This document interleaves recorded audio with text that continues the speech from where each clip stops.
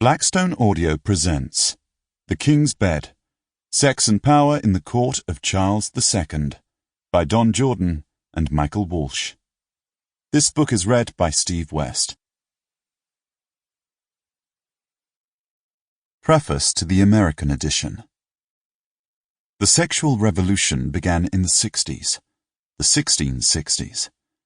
When Charles II of England, Scotland and Ireland ascended to the throne in 1660, he became pivotal to a sexual upheaval at the top of English society. The newly reconstituted Royal Court of St. James blossomed into a seraglio of pleasure. The Puritans' emphasis on chastity was cast aside, and the court threw itself into a vortex of giddy sensuality. At the heart of the revolution were Charles and his many lovers.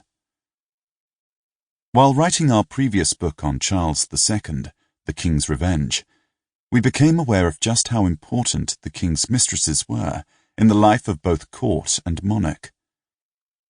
When the people of London came out in the autumn of 1660 to watch the executions of some of those responsible for beheading the king's father, Charles I, Charles II was cavorting with his current mistress, Barbara Palmer, the irresistibly sexy wife of one of his close supporters.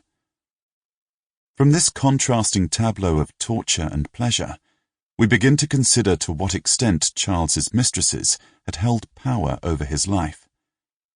For example, had previous writers underplayed their importance?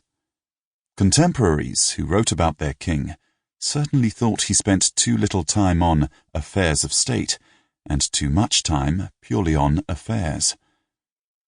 This being so, we wondered if it might be possible to unravel something of Charles's character through these relationships. The result of these ruminations is the present book.